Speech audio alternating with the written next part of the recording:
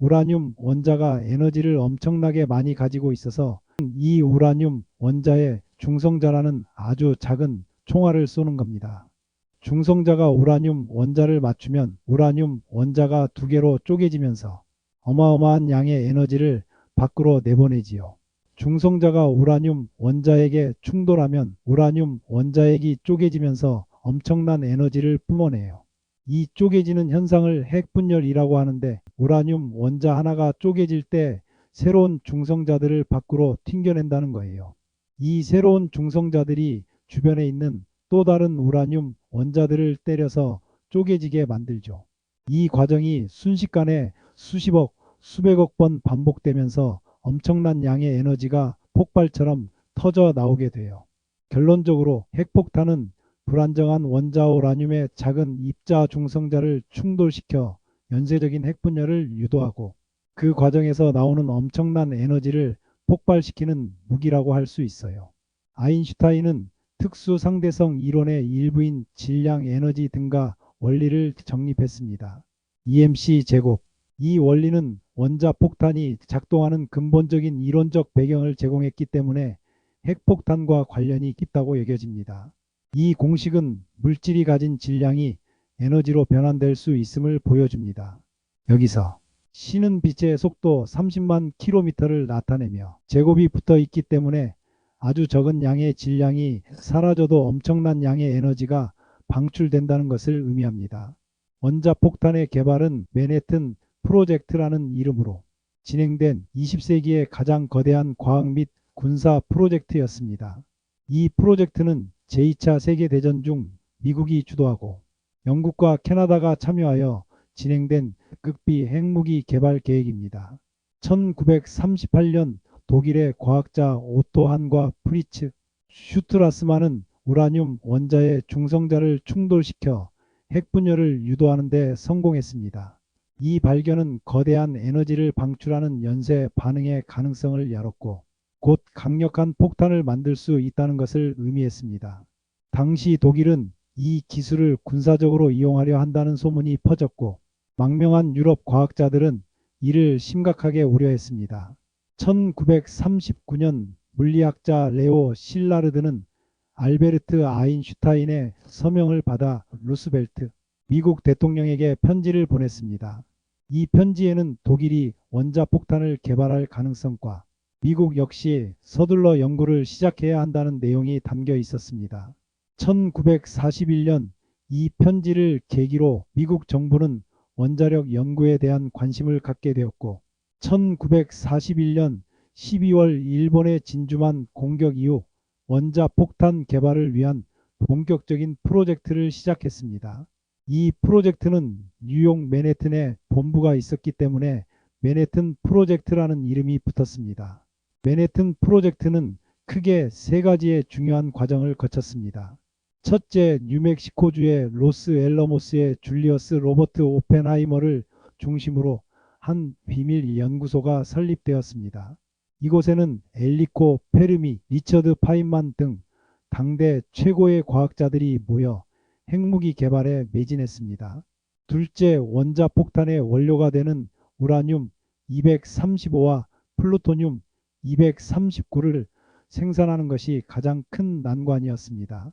셋째, 천연 우라늄의 극소량만 존재하는 우라늄 235를 분리하기 위해 테네시주 오크리지에 거대한 시설을 건설했습니다. 이 과정은 매우 복잡하고 많은 에너지를 소모했습니다. 워싱턴주 햄퍼드에 거대한 원자로를 건설하여 우라늄을 핵분열시켜 플루토늄 239를 생산했습니다. 플루토늄은 우라늄보다 핵폭탄 제조에 더 효율적이었으나 생산 과정이 매우 위험했습니다. 그런 과정을 거쳐 두 가지 유형의 원자폭탄이 개발되었습니다. 리틀보이라는 것이 첫 번째입니다. 우라늄 폭탄으로 포신형 구조를 이용했습니다. 이는 한 덩어리의 우라늄 235를 다른 덩어리의 고속으로 충돌시켜 임계 질량을 초과하게 만드는 방식입니다. 신뢰도가 높아 별도의 사전 실험 없이 히로시마에 투하되었습니다. 두 번째는 펜맨이었습니다. 플루토늄 폭탄으로 내폭형 구조를 사용했습니다. 이는 구형의 플루토늄을 폭약으로 감싸 사방에서 동시에 폭발시켜 플루토늄을 압축하여 임계 질량을 초과하게 하는 방식입니다. 이 방식은 복잡하여 사전 실험이 필수적이었습니다. 1945년 7월 16일 뉴멕시코주 엘라모고도 사막에서 인류 최초의 핵폭발 실험인 트리니티가 성공적으로 이루어졌습니다. 이 실험에서 펜맨과 동일한 내폭형 플루토늄 폭탄인 가젯이 사용되었습니다. 1945년 8월 6일 우라늄 폭탄 리틀보이가 일본 히로시마에 투하되었습니다. 사흘 뒤인 8월 9일에는 플루토늄 폭탄 펜맨이 나가사키에 투하되었습니다. 이 두 폭탄은 엄청난 파괴력으로 일본의 항복을 이끌어내며 제2차 세계대전을 종식시키는 결정적 역할을 했습니다.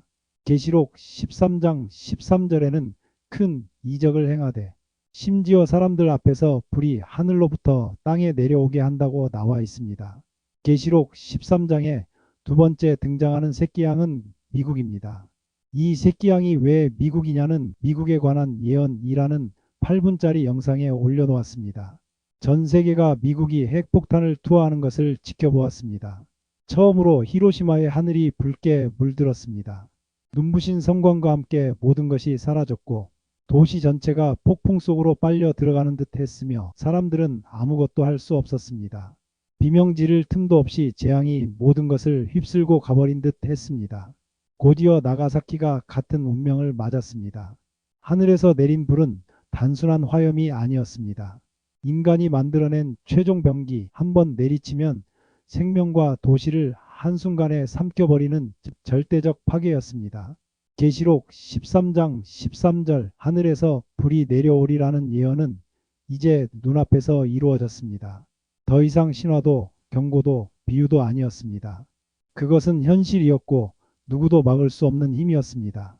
원폭 이후 히로시마에 폭탄을 투하한 B-29 조종사 폴 티벳은 임무 수행 당시 기록과 인터뷰에서 군인으로서 맡은 임무를 수행했다고 했지만 사후 회고록에는 그 사건은 내 인생과 정신에 깊은 영향을 미쳤다 라고 했습니다. 폭탄 투하의 윤리적 측면을 공개적으로 비판하지는 않았으나 심리적 부담과 후유증이 있었음을 시사하고 있습니다. 맨해튼 프로젝트 총책임자 로버트 오펜헤이머는 I am become death, the destroyer of worlds. 폭탄의 파괴력과 자신의 책임에 대한 후회를 나타내었습니다. 과학자, 핵분열 연구 참여한 과학자 실라르드 레오는 일본 공격 대신 시범 폭발을 먼저 보여주자라고 주장하며 민간인 피해 최소화 제안했습니다. 그 외에 많은 인물들이 후회하였습니다. 전쟁 이후 핵무기 규제 필요 주장하고 많은 논의가 있었습니다. 핵폭탄을 투하한 유일한 국가가 미국입니다.